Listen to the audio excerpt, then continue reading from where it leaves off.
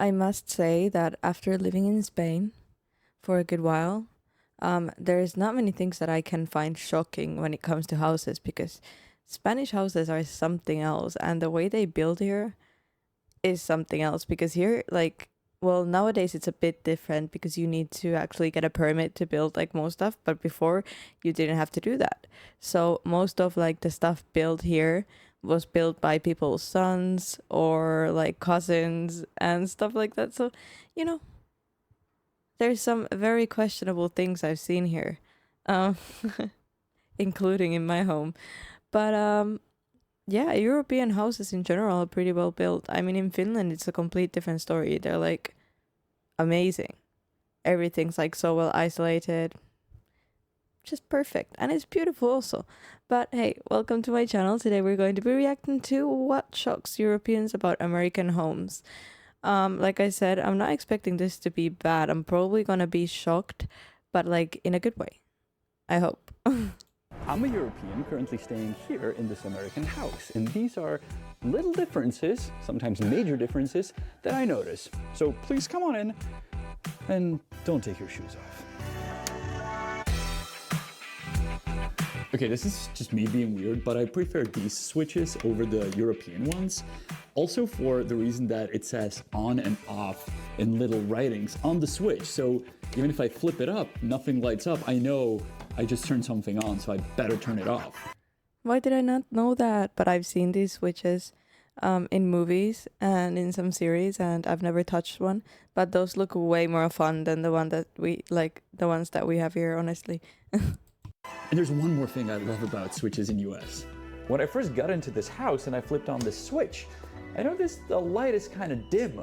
Well, there is a dimmer, so you can actually move it and make it brighter. You rarely see that in a European household. You quite frequently see it here, and I'm used to the round button that you push and then you turn it, but in this house, there's like a little puller on the side that I didn't notice for a while, so I was here in the darkness. No way. Do you know how many light bulbs I have had to go through to like get the lighting that I want in the bedroom, for example? Like the ceiling light is still not like exactly how I would want it. I would want it to be just a tiny bit warmer. Because it's like a natural light, but it's a bit too cold for me and I like warm lights. I wish we had that. I would love to like be able to dim the lighting. I mean, you can do that with other lights, like this one that I have right here that's lighting my face. See, I can make it brighter or less brighter. That's why I have like a lot of what are these called? It's called ambience lighting going on. Now, unlike European beds where we use dimensions to tell you how big the bed is, in US they make it simple by calling it a queen size or a king size. But let's not talk about the width. I rather want to talk about the height, because beds in US are always quite high up, and I prefer that over the European way how we do it. To be honest, I try to make my bed in my European apartment as high as possible, but it's nowhere near as high as all the American beds I sleep on. This one is extremely soft, by the way. I don't know what's wrong with it. I mean, look at it. How can someone sleep in this? So almost every room I've been...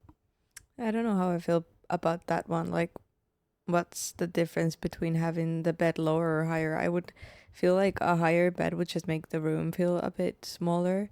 And also, if you fall off the bed, then there's a bigger fall. Into in US has another room attached to it. So you walk in and you're like, oh, what's that secret room? It's usually a closet. And doesn't matter how small the apartments are, even in New York City, there are apartments where there is a door which hides a closet. I don't know if it's good or bad, it's just different. And since we're doing differences, I figured I'd mention it. Also, the doorknobs are different, but I guess that's obvious.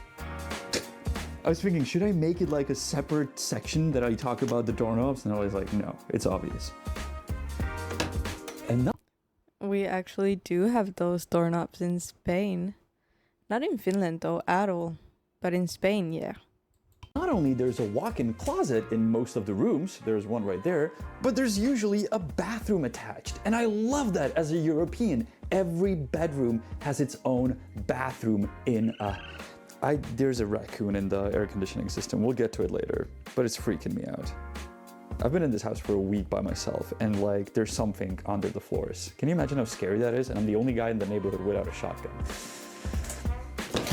This is a biggie, and I can already hear you say it. American showers are stupid. You turn it on and blast into your face. I actually prefer that over the hoses. Even though this shower does have an extra hose added, most showers in US do not. There's just that faucet at the bottom and then the shower that sprays directly into your face. So you either get burned or in most cases it's very cold. Believe it or not, but at my house in Europe, I have the shower set up that when you turn on the water, it first goes from the ceiling, but it's not blasting into your face. It's kind of that, you know, rain shower thing. I'm that guy. Okay, I'm not gonna talk about the different systems I mean, his shower sounds beautiful. I would love a rain shower. of the toilet, but you can probably imagine I do not want to get into details, but I'm gonna talk about flushing and the amount of water you actually use in US to water down your whatever, and in Europe, because most US toilets, or actually all of them I saw, have just that one lever. In Europe, we have two buttons. One is larger and one is smaller, and you can probably figure out why. And it's pretty much on all of the toilets I know now, and I think that's better. There's one thing I prefer about US toilets. I just don't want to get into details, so let's leave it. They're lower. Makes sense. Have you ever thought about it? US toilets are lower, so your knees are higher, so it's easier. Think about it. And since we're already on the John, let's talk about the partner of today's video, because it is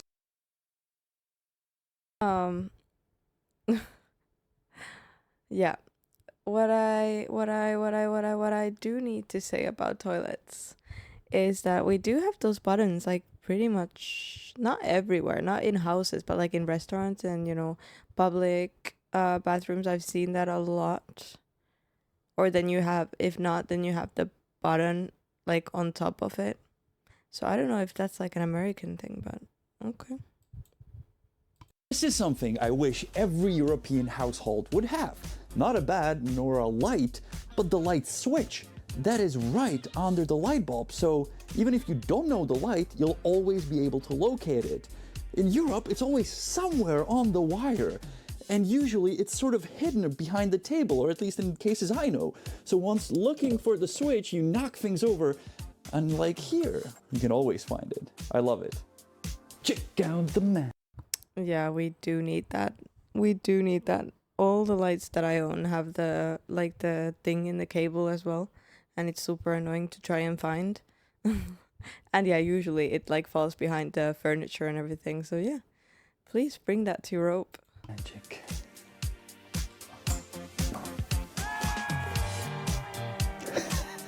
Am I just watching a YouTuber that's happy that he knows how to turn on and off a lamp?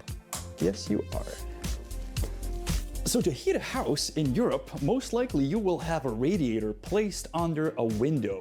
In it is hot water that will heat up your house or your apartment. In US, most often you'll come across these vents that will blow either hot or cold air, depending on the season. Right now it's winter, so it's blowing hot air. And in the summer, when it gets hot down here in Florida, you can use it as air conditioning. Currently, the fun fact about this ventilation system is that something's living inside of it. I've been in this house for a week, and we became friends over time. He is so sweet. But yeah, no, we don't have that definitely in Europe. I wouldn't say. I've never seen that before. Here in Spain, we have ACs that also blow hot air when it's cold. And in Finland, we usually have like heated floors, so the whole floor will heat up, which will heat up the apartment. I think that's the best thing ever. Like when it's winter time, imagine you go out, it's snowing, then you go inside and you can feel like the warm floor. with the socks on, because in Finland you take your shoes off. I don't know if you take your shoes. Comment down below if you take your shoes off in America, because in Spain you don't take your shoes off when you come inside the house, but in Finland you do. Like you leave the shoes at the front of the house.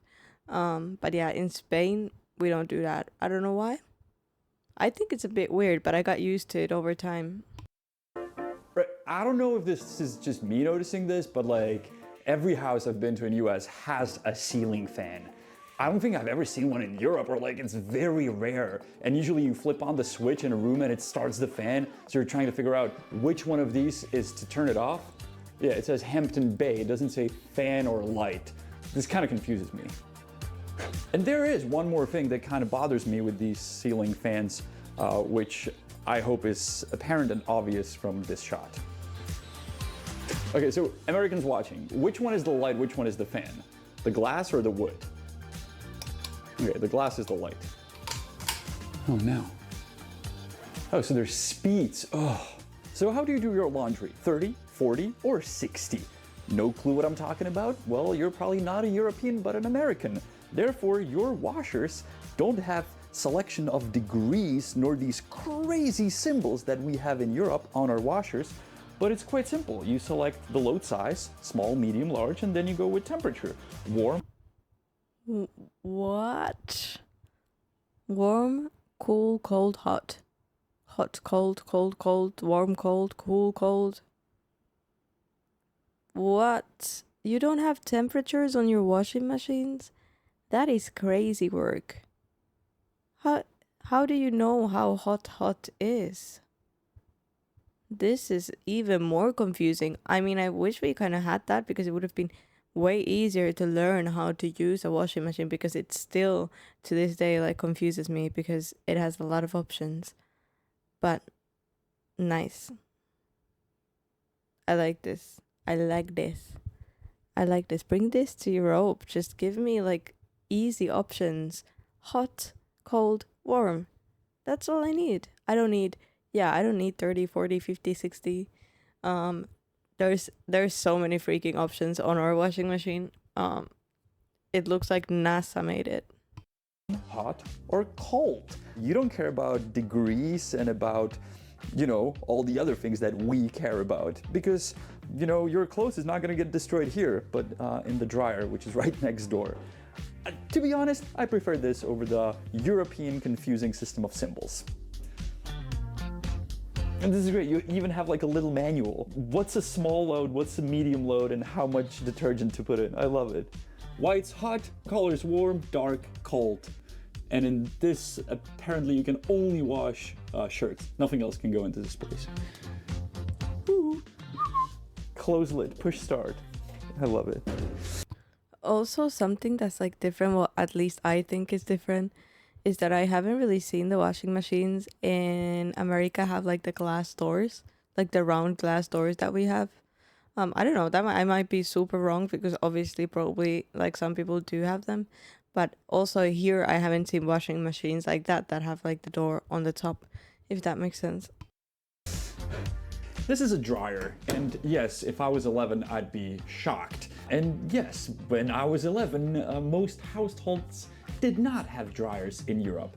Now we have them, so all our clothes is shrunk. But this is absolutely normal in every US household, not just to have a washer and a dryer, but usually to have like a separated space for them. In Europe, it's quite often that you'll have your washer wherever it fits. Most of the times it's in the bathroom, and I know households where it's in the kitchen. But God, these electric guzzling machines, clothes destroying evil creations. Hate it. Oh, and I also love the top loading washers. Love it. Okay, this may be a weird one, but we don't have many of these at our households in Europe, and I love these. It's like a toaster slash oven. So you can toast your bread, you can make a pizza in it, you can put a bagel in it, whatever. Isn't that called a toaster oven? Or am I crazy? I love it. Much better than a regular toaster or a microwave. And I like how this is quite honest. So you don't really set a temperature or a time. You just tell it, oh, I'm putting in 4 loaves of bread or 4 slices of bread. So figure out the time and the temperature. Yeah, US is simple in many ways. Man, I just love it when there's a window to the garden or to the yard from the kitchen. Well, you can have that in Europe and in US, but in US it's much easier to open the window. I mean, look here, there's stuff on the window, but you can still open it because the window slides up, unlike in Europe where it opens to the inside. I mean, it has other different features in Europe, but I like this better. Yeah, we have those like windows that open up to the inside in Finland, definitely. But here in Spain, they usually open up sideways, like, you know, sliding. But in Finland, yeah, they open up to the inside. Sometimes you can't even really open them, like you wouldn't open them. Or you have big windows that you can open, and you'll have a smaller window next to it that you can open, like a door, to ventilate. Ventilate. Fridges in general in US are much bigger than in Europe, and this is not even a big one. In Europe, it's quite normal to have a small fridge under your counter. I mean, nobody has that much food, right? I'm living here alone. So those were the things I could find in an American house that always surprise me or I find different compared to a European house. Let me know what differences you see, because I'm sure you've been abroad to different houses and maybe the things that I notice are just normal and I'm a weirdo, but maybe I missed a few things. So let me know in the comments, I'm more than curious. And if you're an American, I absolutely love when Americans watch these videos and they react to them. So maybe you can do that and tell me what you think about it. So that's it from an American house, from a European's point of view. I'll see you next week on another episode of The Honest Guide. Bye-bye. Bye bye. I'm not American, but hey, here I am reacting to this. Yeah, I think all of these things were super interesting. We don't have like pretty much any of this in Europe. I mean, maybe the toilet switches, and you know, I've seen some fans, and because I'm from Finland, I'm living in Spain. We do have some things that we wouldn't have in Finland, but overall, pretty much all of these were new to me as well. I didn't even think about the light switches until he said it. But yeah, I would love to have, first of all, I would love to have the washing machine here. Bring that to Europe. I need easy instructions. I'm not good with instructions at all. Like, I'm like the type of person that doesn't read. I don't do instructions. I don't do instructions. So that would be perfect. Also, I really like the toaster oven. I don't have one. Yeah, I haven't seen anyone have one here, honestly, but it looks like a very, very good invention. But yeah, I agree with him. Like all the things he said that were nice, like the windows and stuff. Yep. Yeah, we need to learn from America, clearly. But hey, thanks for joining me with this video, and for who made this, I hope you get the raccoon out of your ventilation system. That does not sound fun. And yeah, please like, subscribe, and I'll see you guys in the next one. Bye.